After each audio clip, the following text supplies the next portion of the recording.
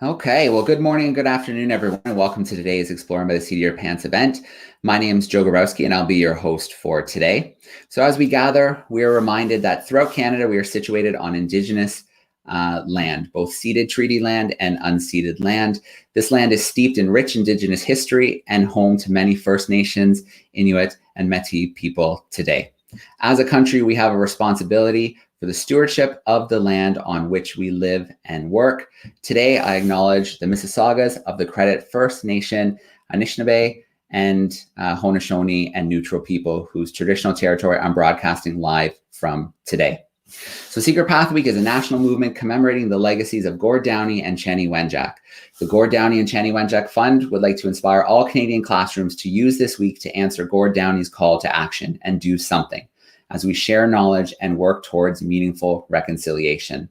So with this being Secret Path Week, we have events for classrooms to join all week long, connecting them with Indigenous leaders, Indigenous artists, Indigenous scientists, to learn some of their stories, learn about some of the work that they're working on, and to have a chance to ask some questions as well. So if you head to exploringbytheseat.com, under the special events, you can find Secret Path Week. You can join into the events in camera spots. You can join into the events through YouTube, watching live, sending in some questions, or joining us afterwards.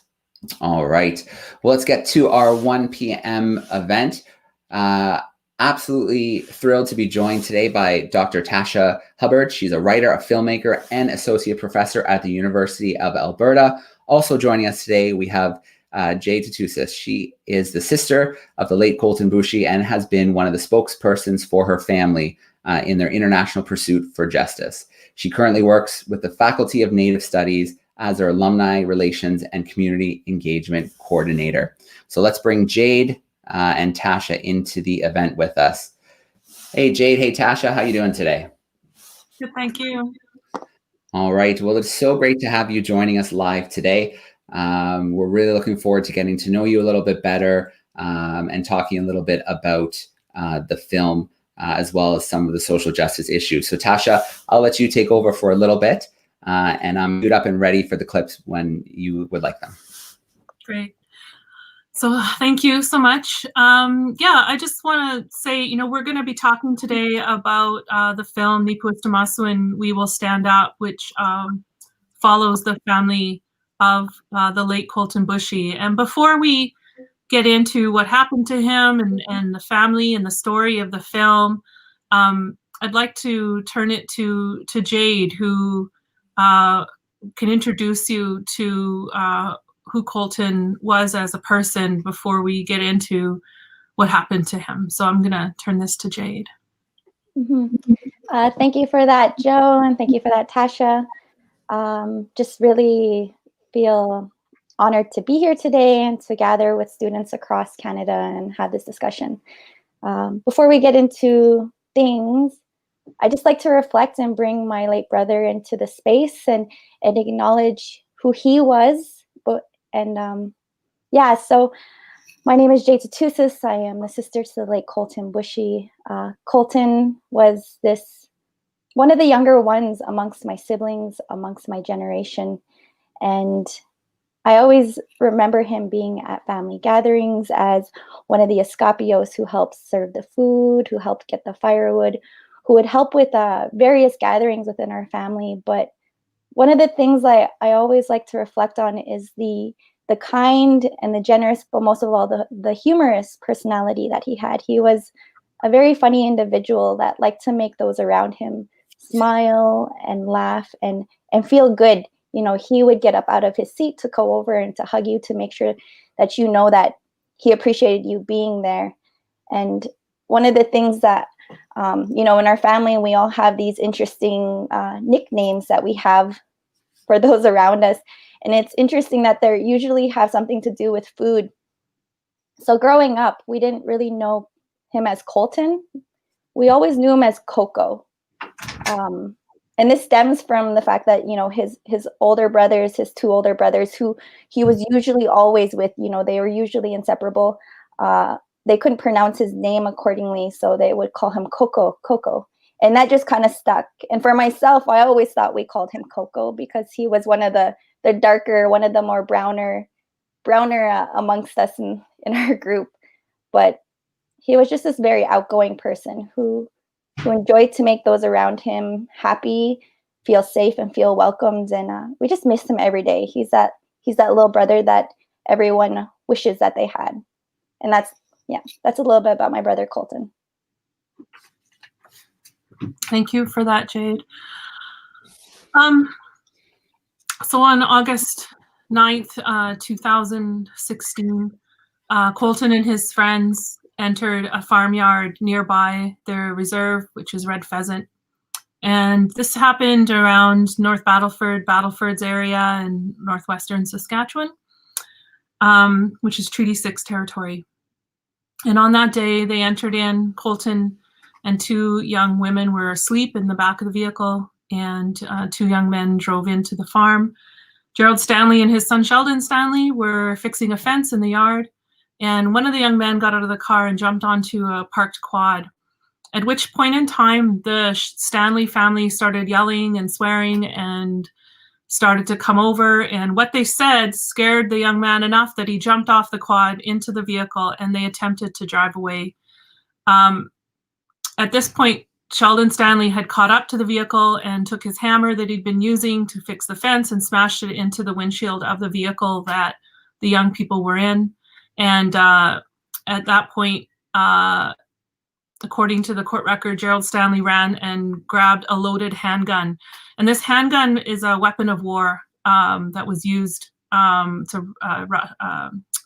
Tokarev is the name of the gun. Went and grabbed it, loaded. It was loaded already, and started shooting. And at this point, the young people had ran into a vehicle that as they were trying to leave the farmyard, and rendered their own vehicle undrivable.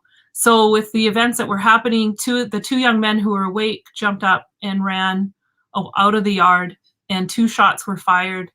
They testified in their that they felt the bullets go by. And a few seconds later, Colton was killed by Gerald Stanley to a close range shot to the back of his head. This case just stunned everybody. How quickly things escalated from these young people who were driving on the rim of their vehicle. I forgot to mention that their tire had blown out, so they were driving on the rim, which affected the maneuverability of the vehicle. How quickly it escalated to this young man losing his life. The police were called, and what happened is that the witnesses, who were the two young women and the young men, were all treated as though they were the perpetrators. And Gerald Stanley and his family had an hour to sit and drink coffee and talk about what happened, although they testified they didn't talk about it at all, that they just sat and drank coffee. And what happens is the RCMP do investigate, but they, didn't interview the witnesses until almost 18, 19 hours later. The witnesses weren't allowed to talk to people, were in their same clothing, hadn't been fed properly. One of them was taken on a high-speed chase and handcuffed in the back of a police vehicle. At the same time, the RCMP had gone in to inform Colton's mother and his siblings, and came into their house without permission.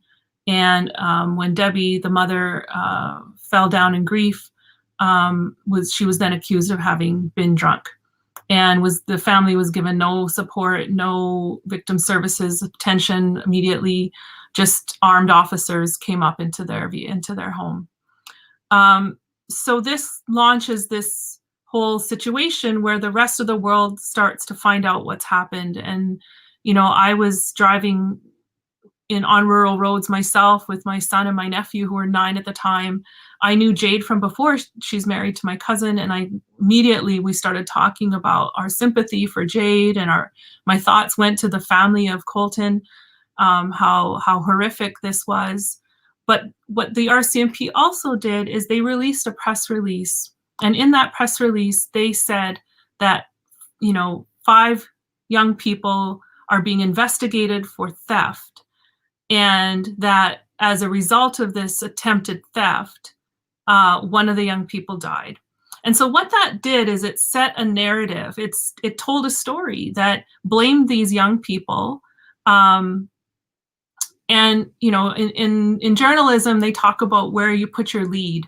And sometimes the journalists will say, they buried the lead, and that the real heart of the story comes in the second paragraph, as opposed to what is actually happening here. And in this case, a murder, a suspected murder should have been the lead, but instead the RCMP put that in the second paragraph. And what their first paragraph was all about these young Indigenous people having been accused of theft. So what that did is it allowed social media and comments on social media to explode, and all of it blaming Colton for his own death, celebrating this farmer for having taken care of the problem, which is the Indian problem.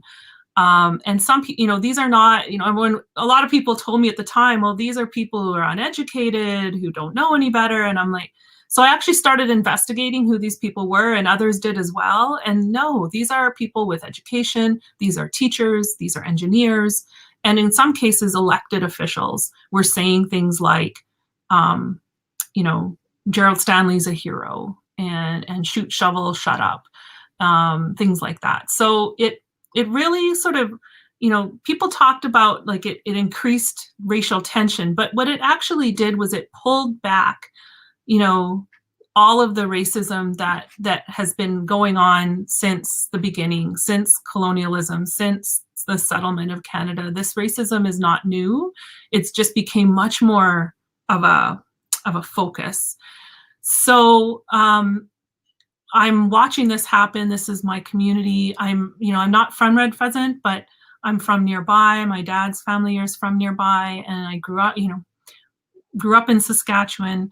I was adopted out as a baby through the 60s scoop and grew up on a farm, and I grew up around guns, and I was really, struck by the fact that this farm family had something like, I forget what the number was, but 20 some weapons on their property, that they had a handgun just ready and loaded. And I thought about how my grandpa and my dad taught me about gun safety, and how I was never even allowed to point a toy gun at my brothers without getting heck, that, to respect a firearm was so entrenched as part of rural culture. I kept thinking, how did we get to this? How did we get from what I grew up with as a young person to, no questions asked, no conversation, someone runs and gets a gun and starts shooting it. So this was really something, as a filmmaker, I started to think, no, the media wasn't questioning the press release from the RCMP. And I thought, okay, what is this family of this young man going to go through as they attempt to, see how the Canadian legal system is going to treat them as victims, to treat Colton as a victim. And, I was finishing a documentary at the time and approached my same producers and said, I think we need to follow this. I think we need to see where this is going to go. And so I approached the family of Colton through my relationship with Jade, and I met Colton's mother and other family members. And I just said, I don't know what we'll be able to, because it's tough to raise the resources to make a big film. And I said, I'm not sure what this will end up as, but at the very least, we can document these early days, and how the legal system is going to treat you. And, unfortunately, we did make the film, and unfortunately, I think all of our fears and concerns about how systemic racism that is in the Canadian legal system, how it was going to impact, the investigation and the trial. And eventually, Gerald Stanley was acquitted of all charges in the trial. And, the investigation had a lot of flaws that happened. The family of Colton, and Jade can speak to this herself, was treated, they were left out. They were met with even hostility by the Crown, by the RCMP. The RCMP, there was a complaint in how the RCMP treated the family when they told them about what happened. And of course, the RCMP investigated themselves and cleared themselves of any wrongdoing. So these were the sorts of things that were happening as time went by, getting closer and closer to the trial. And Jade was a witness to the jury selection, in which the defense lawyer for Colton, so the way it works for juries is every province has a different way of figuring out how they're going to choose jurors. In Saskatchewan, it's through our health cards. And in Saskatchewan, anyone who is a status Indian has an R marked on their health cards. So it's visible who's Indigenous and who is not in our health cards. So that's been kind of flagged as a potential issue. So they use health card records to bring up a jury pool. And people have to show up at a certain day. They're not helped with their travel. The jurisdiction where the trial happened is highly Indigenous, but it's also very northern. And so people had to find a way to get to there. So even with all of these already barriers that Indigenous people face to be on a jury, there were still a number of Indigenous people who ended up in that room, and a number who were perfectly willing to serve on this jury. And in the initial pool of people, there were 40 people who were initially brought forward. These were people willing to serve. They'd already gone through, the process of, people were able to excuse themselves if they knew the families or things like that. So these 40, out of the 40 potential jurors, 5 were Indigenous. And, we watched as the first young man, Indigenous man, was called up. And I think he was like the second or third person to go up. And he was struck down immediately by the defense lawyer by what's called a peremptory challenge. So in this, the defense and the prosecutors get to use challenges to pull people off the potential jury without giving reasons why. And so the defense lawyer, there were 5 invisible Indigenous people who were in that initial 40, and all 5 were challenged by the defense, ensuring a jury of white peers. So Gerald Stanley's peers, but not any Indigenous people. And what wasn't reported on is they also challenged any juror of color. So, there were a couple of people who were visibly Asian in background, and they were struck off the jury as well. So, the film follows this quite closely. And then what it follows is what the family does after the acquittal. And we had thought we were going to make a 50-minute film, and we ended up making a 98-minute film because of the family's continued advocacy. And we're going to get to that in a little bit. So the film has sort of 3 threads. It follows what the family goes through right from early days, that right through to about 6 months after the acquittal.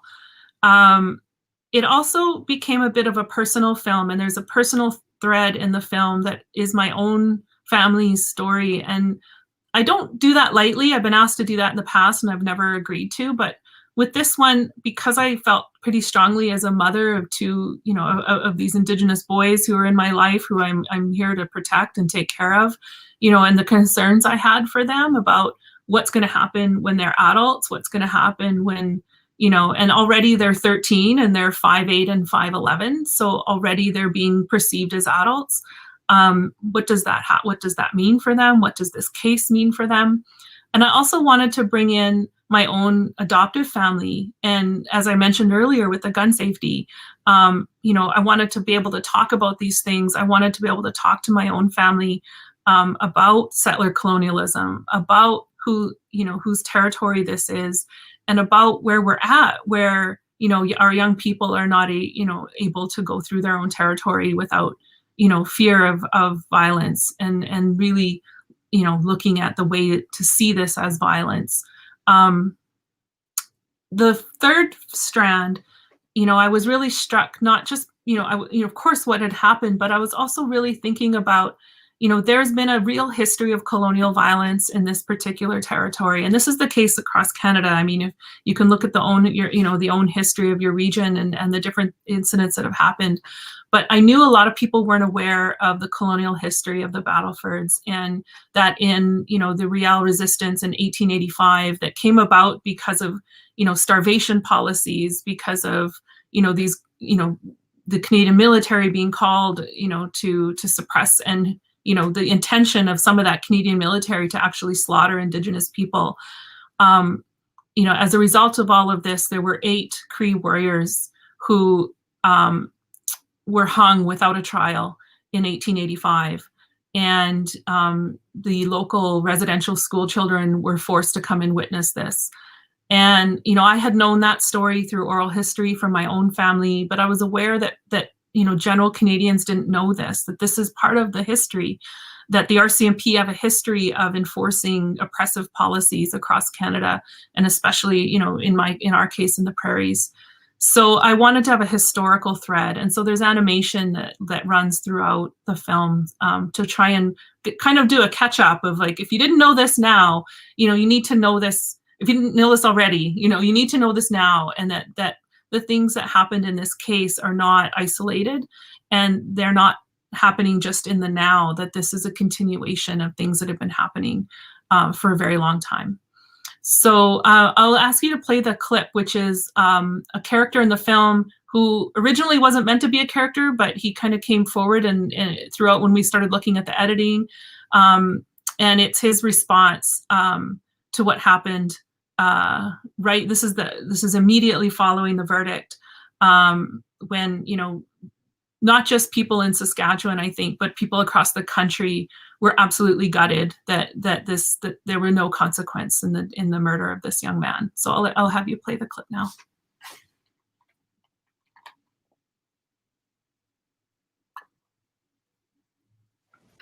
In this area, there's been a lot of animosity, a lot of racism for many, many years, many generations. That's not strange to us. You have 8 men that were hung here in the late 1800s. Why? Because they're trying to protect and feed their families. We have one of the chiefs, filmmaker, that's being exonerated. Why? Because they understand now that they're trying to protect and feed their families, not criminals. But it's the non-First Nations narrative often that wins. And that's got to change.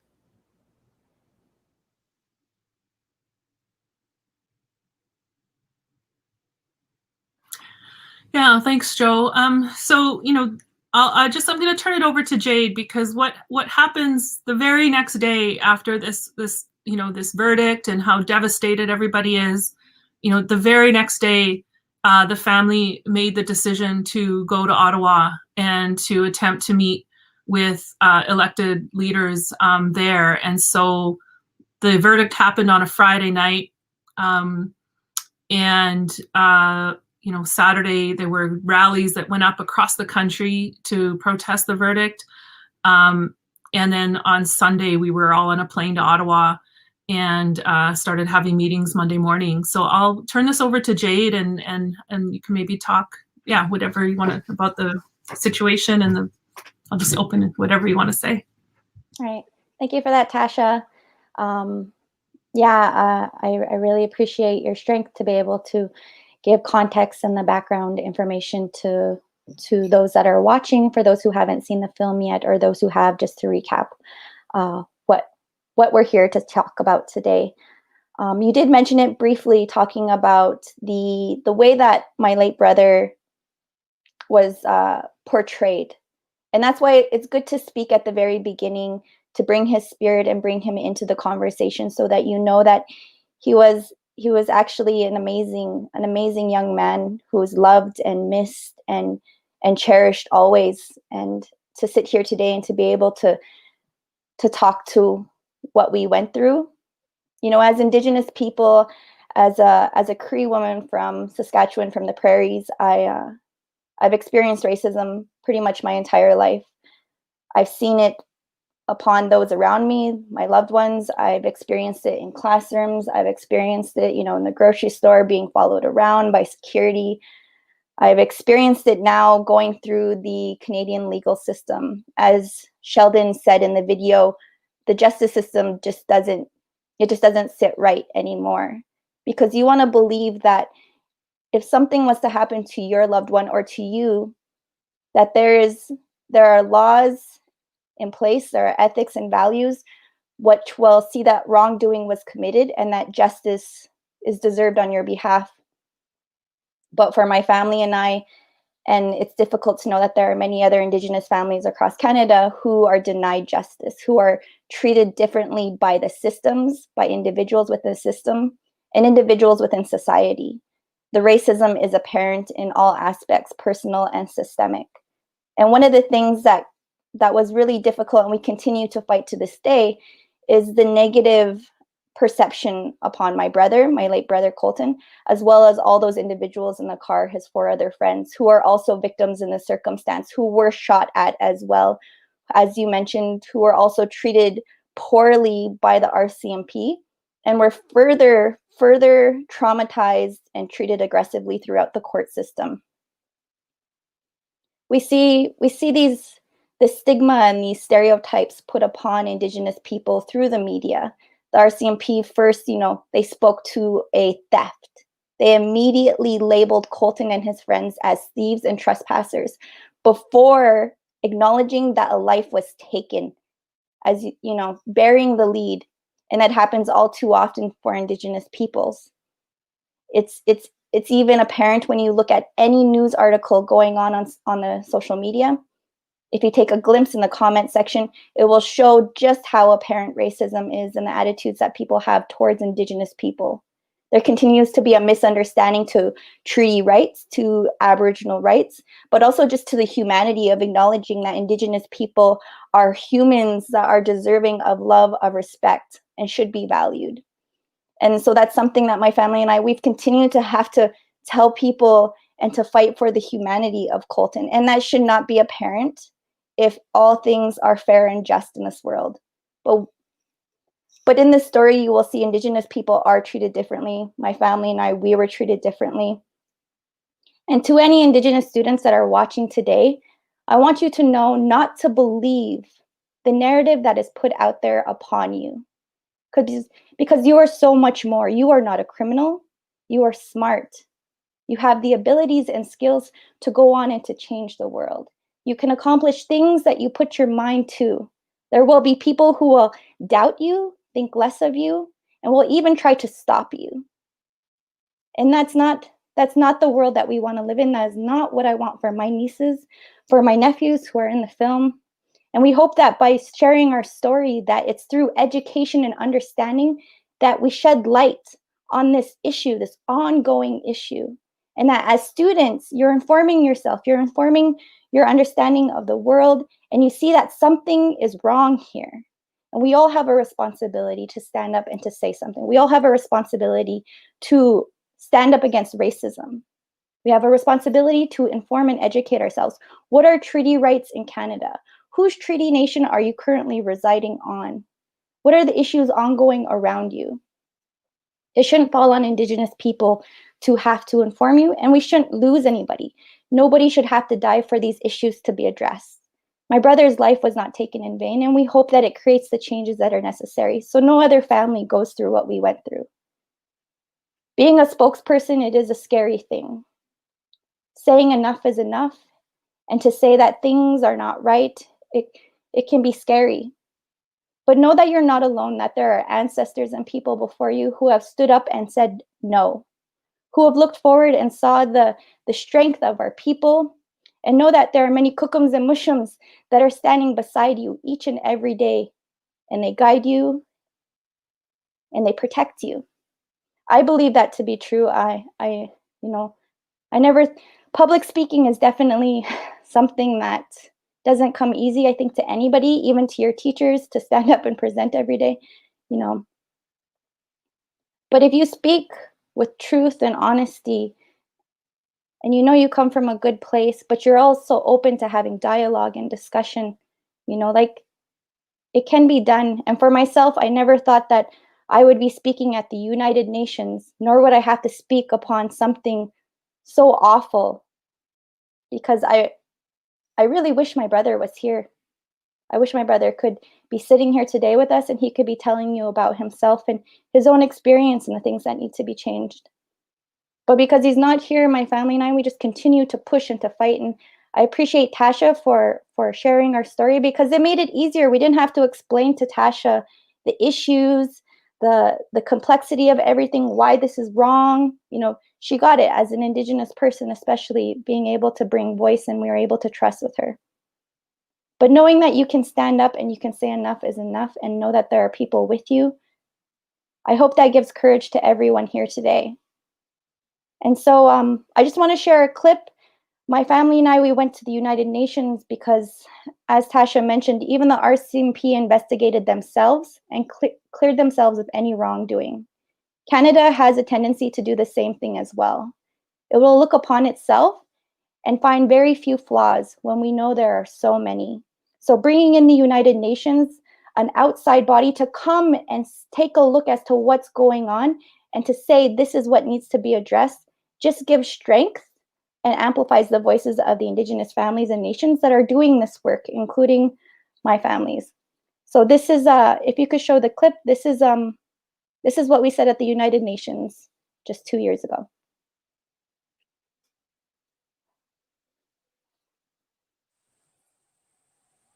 The family is unhappy. They feel the provincial and federal governments aren't responding to their push for a structural overhaul of the legal system.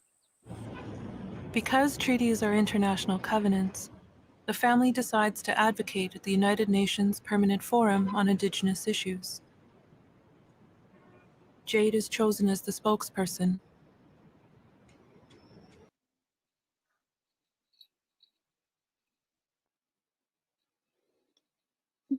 Thank you for that. That clip is unique in that at the United Nations, when you speak on the floor like that, usually it's just the speaker who is featured, and you're given 3 minutes.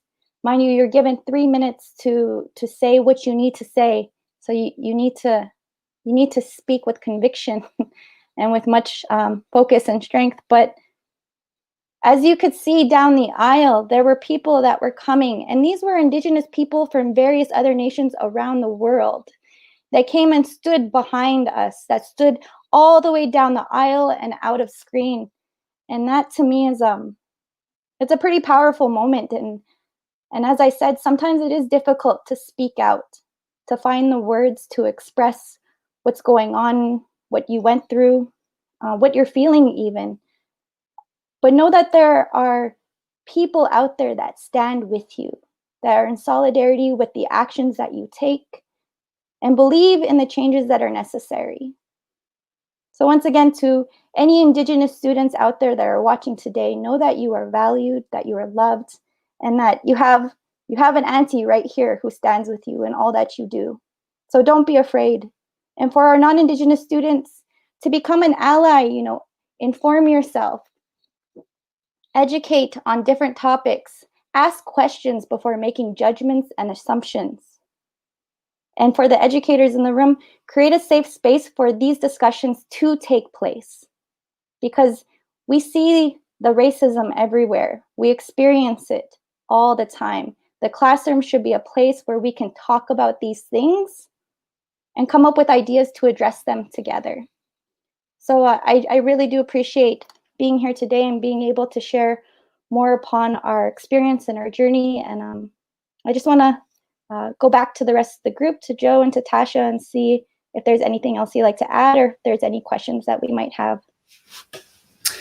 Absolutely. Well, Tasha and Jade, thank you so much for what you're doing and sharing with us today. Tasha, thank you so much for shedding a light on this issue and going beyond the first paragraph. I think you put it so well, that there is so much more, and oftentimes it's left out. So you've really shed a light on this entire story, which, very well, much of it could have been swept away and easily ignored.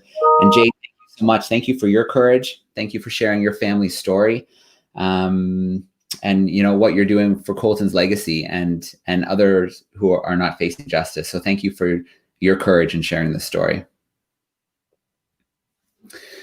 Well, we have some classrooms who are joining us via the live on camera with us. We have some other classrooms who are joining us live via YouTube as well. So if there is a question from our camera classrooms, feel free to put a message to me in the chat and I can bring you in for your question. But don't feel pressured either. If you just want to digest and talk with your class about what we learned about today, that's absolutely fine as well. And the same thing via YouTube. If you have a question, feel free to add one in. I do want to say hi to the classrooms who are joining us on camera today. We have Mrs. Hall's grade 12 students who are joining us. They're in a virtual class in Toronto, Ontario. We have Miss Tran Pleasure students who are joining us, grade 9s in London, Ontario. And then we have Miss Kisak's class joining us. They're in Brantford, Ontario. Okay, we do have a few things that came in, some comments from the groups. Mrs. Tran Pleasure would just like to say that that was so powerful today, and your passion and conviction was apparent and felt, Jade. So she really enjoyed, you know, they were really affected by what they heard today, and your passion shone through. As well, our group from the SNP STEAM Academy, so their grade 11 law class, who was joining us today, they also are thanking you for sharing, you know, what's probably not easy, but thank you for sharing. And Ms. Hall's class is also saying on behalf of her class, they want to thank you for your time and your stories that you did share with us today. So Jade, I have a question for you to kind of get things started a little bit. You know, speaking at, like you said at the beginning, you know, you never expected to be in New York speaking at the UN, especially about what you were speaking about. So, you know, I'm curious to know how you felt in that moment in front of that body, and, you know, with your 3 minutes, having so many other Indigenous people from other countries come to support as well. And then, you know, what drives you? You're obviously very strong and courageous. Where do you find that strength? Thank you for the question, and thank you to all the classes for your very kind and supportive words. You might see throughout the film, and also behind me, I have many ribbon skirts. Ribbon skirts are a form of fashion and expression on behalf of many Indigenous women in various nations, and for myself, it instills this sort of armor and pride. It makes me feel good and connected to my people across the nations.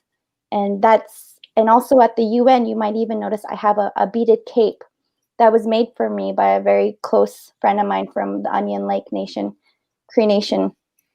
And when I wear these different things, from my beadwork to my ribbon skirts, it helps me feel more connected to my people. I'm not afraid to be a Cree woman. I'm very visible. It's apparent from my skin. But to be able to express myself in a way that makes me feel good, makes me feel stronger, and gives me that courage. I mean, those beads on my cape at the UN, I was nervous. My stomach was in knots. My throat was dry. Probably a good couple hundred times that day, I kept sitting up and had to focus and look at my words, because we didn't know when we were going to be called upon. They called upon people in different orders. So I had to be ready at all times. And sometimes that got to be exhausting and isolating. And it was the beads on my cape that all of a sudden I felt like I was being hugged. I felt like I was being wrapped around, not only by my good friend who made the cape for me, but by all the kukums and mushums that came before me. And that's where I get my strength. I look at Chief Big Bear, and I look at Chief Poundmaker, and I look at my kukum who is a survivor of residential schools, and I see the strength in them, and I see where I'm at today. And I know that there is so much more ahead of me and so much more good things ahead for future generations. And I only hope that the things that give me strength will give strength to others. Okay. We have a few questions that have come into the chat from some classrooms. Our grade 11 law class is wondering about the experience of coming to Ottawa and meeting with various politicians. Did you find them receptive? Were you surprised by some of the responses, or did you leave mostly kind of feeling disappointed? And Tasha, you can jump in, or Jade, whoever wants to talk a little bit about the experience.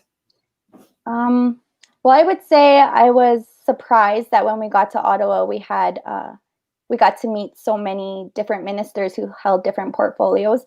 But those meetings were very, very short in time frame. As you watch the film, the issues and the complexity of everything is so much to go through. And when we met with ministers, at times it felt like we were constantly having to update them on the circumstances and everything we were going through. And as most politicians, they will say the things that they believe we want to hear. But when it comes to action, we have seen very, very little action on their part. Our understanding, as you will see in the film, we went straight to Ottawa after the verdict. Those were supposed to be the initial meetings, meaning the beginning of a conversation. And to this day, my family and I are still having to follow up with the different ministers in the different positions and ask them, what have you done? What are you going to do going forward? And they continue to put that burden upon our family to continue to do. And I'll say we will continue to push them. We will continue to advance and advocate for changes and hold them accountable to their words. But it can be very frustrating and disappointing to know that elected officials that are supposed to serve all citizens within the state continue to just show up for a meeting and then continue onwards as if we weren't there. I'm not sure if Tasha, you would like to add anything. I think sometimes, what Jade is saying is so true, and that, there are times when the families of Indigenous people or, advocates, this is for Indigenous injustices, and I think, we've been watching, the way in which the system is also stacked against Black Canadians and others.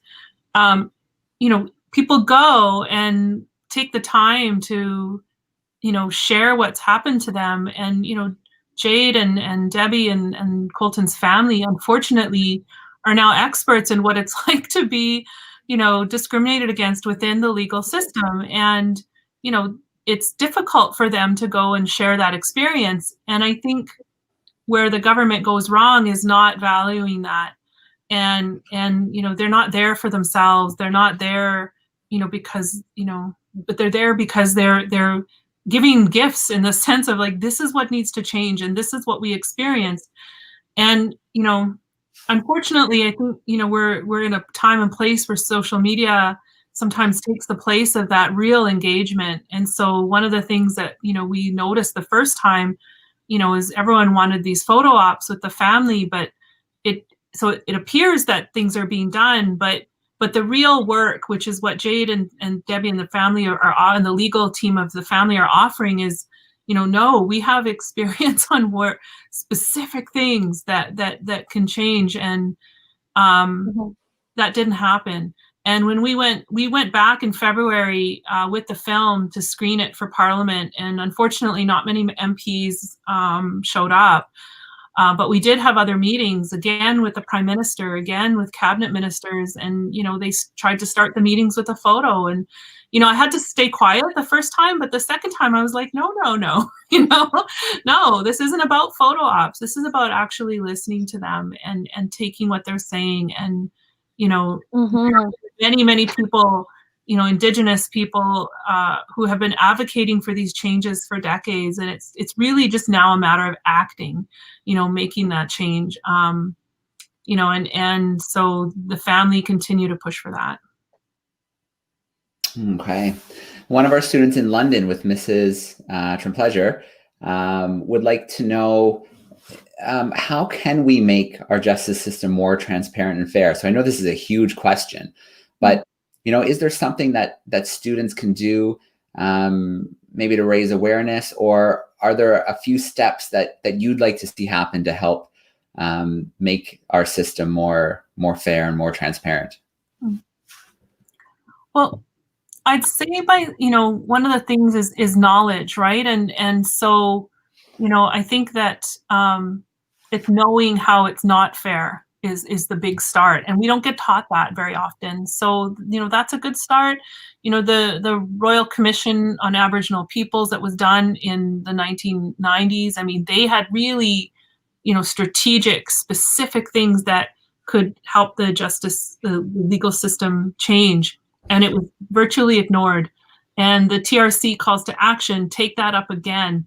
So, I think for students, that's a really good start. And then, it is about awareness. It is about, and don't underestimate the power of a written letter, not an email, not a tweet, but pen to paper sent to the Justice Minister, sent to,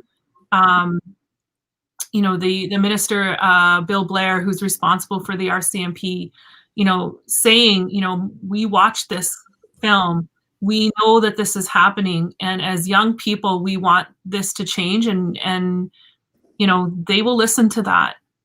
But it's got to be that pen to paper, because, it's easier to dismiss, online things. It matters when they get a letter that they know that they're being watched, and you are going to be voters soon, so they're caring about that.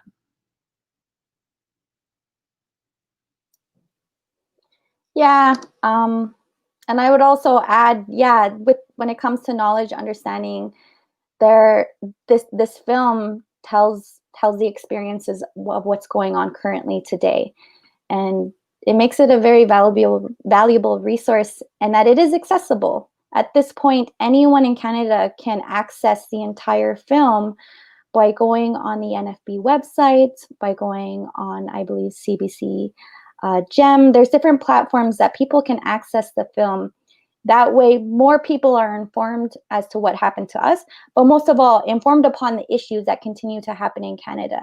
So we need the help of everyone to share this film, especially with those that you think won't take the time to watch it, whether it's in the classroom, in the workspace, or even at home with your families, being able to say, hey, this is what I learned about today, this is what I watched today, and I think everyone needs to see it. So supporting us in that way and being able to inform others as to what's going on definitely makes a difference. And we all have a responsibility to stand up to racism. So this is something that each and every one of us could do. So I have one more comment that I would like to share. This is from Mrs. Hall's class. It's a world issues class, and one of her students just wanted to say, to offer their condolences and recognize the courage of your family and yourself in fighting racist judicial system. So thank you so much for sharing your story, and they applaud you on your journey and wish you and your family justice. So I can tell from the groups that are tuning in today and the comments that the story really did impact them. So thank you so much for sharing a story that I know isn't easy to share, but I think one that needs to be shared if we're going to see changes in Canada and hopefully beyond. So Jade and Tasha, thank you so much for everything you do, everything from shedding light on the story to continuing to fight afterwards, and helping other families who might be going through similar situations. So thank you so much for sharing. And I'm just looking at the chat. I see Ross is sharing the educator guide for the film. So keep an eye on the chat there. And Ross is sharing that educator guide for the classrooms. And then I can share that link with the classrooms that joined in with us live on camera. So to those who are tuning in today, the students, a shout out to the legacy schools as well that tuned in. If you head to exploringbytheseat.com, you can find the Secret Path week events coming up Tuesday through Friday. You can join us in camera spots. You can join us on YouTube or catch the recordings afterwards to share with your classrooms as you learn this week with us, and hopefully do something and work towards those acts of reconciliation in your classrooms. So again, Tasha and Jade, thank you so much for joining us today. Thank you for sharing not only the struggle, but the powerful story, and standing up to make sure that it doesn't go unheard or swept away. So thank you so much for today. Namaskwan. Thank you.